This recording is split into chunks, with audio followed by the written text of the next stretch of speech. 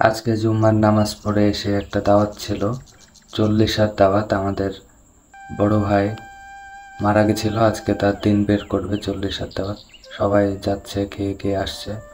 আমিও যাচ্ছি খাইতে, দেখি কি হয়। সবাই খেয়ে খেয়ে চলে আসছে। আমি নামাজ পড়ে আসতে লেগে আমার একটু লেট হয়ে গেল, তারপরেও যাই দেখি। খাবার তো পাবোই, এখানে সব হাঁড়ি পাতিল আছে খাবারের সব। এখানে বাবুর্চিরা সব বসে আছে, হাঁড়ি পাতিল নিয়ে খাবার সার্ভ করছে এখান থেকে। সবাই খাচ্ছে ওখানে বসে। এই যে ঘাটি, বাংলা খাবার, ডাল আর ঘাটি। 40 খাবার তো এরকমই হয়, ডাল ঘাটি। আমাদের 200 বড় ভাই ডাল ঘাটি দিচ্ছেন।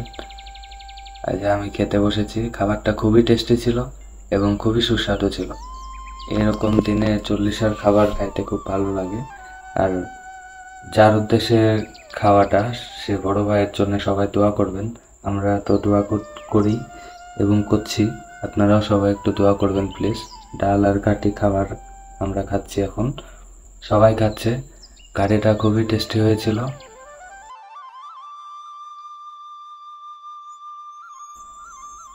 সাগর বলছে যে সেই স্বাদ, সেই স্বাদ, ঘাটের সেই স্বাদ হয়েছে, এটাই বলছে। খাচ্ছে আর এটা বলছে।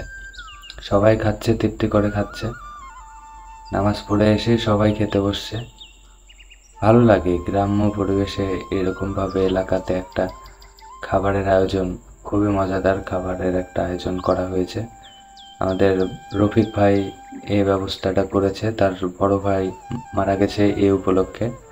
সবাই খাচ্ছে, বাচ্চা থেকে শুরু করে বড়রা সবাই খাচ্ছে। কেউ কেউ আবার খাবার দিচ্ছে, পানি দিচ্ছে। সবাই মিলেমিশেই এই আয়োজনটা করা হয়েছে। অ্যাকচুয়ালি আয়োজনটা করেছে তার ছোট ভাই রফিক ভাই।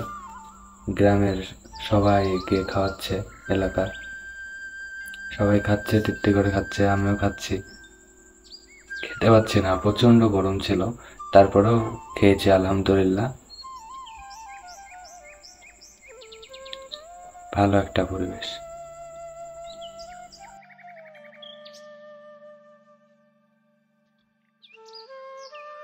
আমার বেটা সানা জার্মান খাচ্ছে,